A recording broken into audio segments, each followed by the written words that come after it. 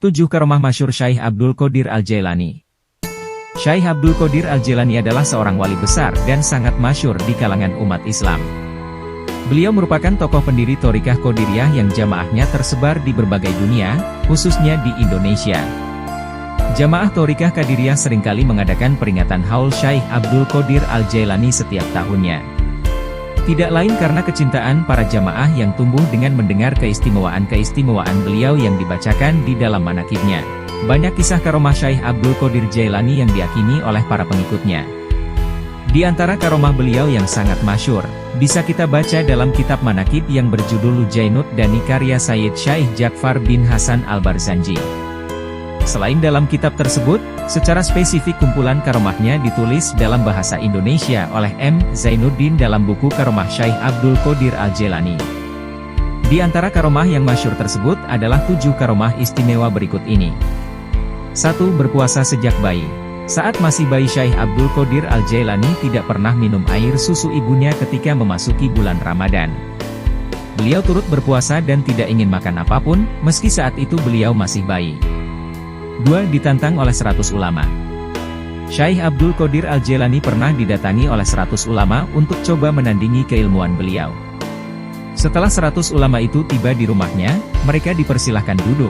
Kemudian Syekh Abdul Qadir menundukkan kepala, lalu dari dada beliau keluarlah cahaya terang. Cahaya tersebut kemudian menyelimuti hati para ulama tadi, hingga para ulama merasa kagum dan mengurungkan sejumlah pertanyaan yang sudah disiapkan, karena semuanya sudah terjawab. 3. Menghidupkan bangkai ayam. Suatu ketika, Syekh Abdul Qadir Al-Jailani berada di warung, kemudian ada seorang wanita menantang beliau agar menunjukkan kewaliannya.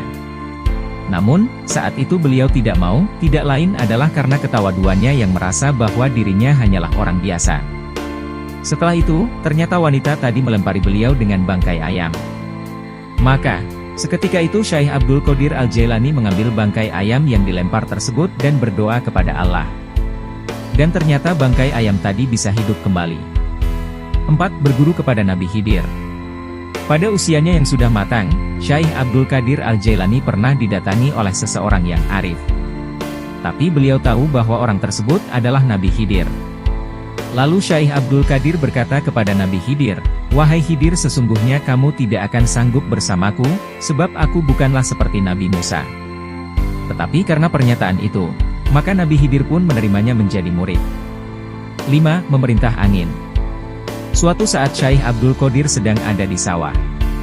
Beliau melihat seorang nenek yang menangis karena padinya dimakan oleh burung-burung. Kemudian Syekh Abdul Qadir memerintahkan angin. Beliau berkata, "Wahai angin, turunkan semua burung-burung itu, penggallah kepalanya." Maka burung-burung itu jatuh dan satu persatu padi itu dikeluarkan dari perut si burung, dan dikembalikanlah padi itu kepada si nenek. Kemudian Syekh Abdul Qadir kembali berdoa kepada Allah agar burung-burung tadi bisa hidup lagi. Walhasil, burung-burung itu kembali terbang.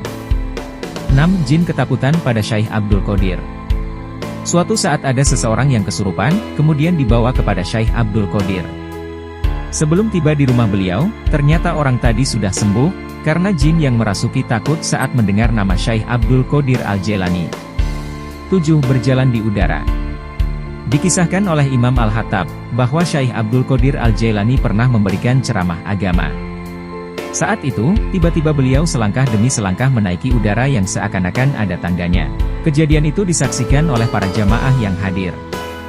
Masih banyak karomah Syekh Abdul Qadir Al-Jailani yang lain.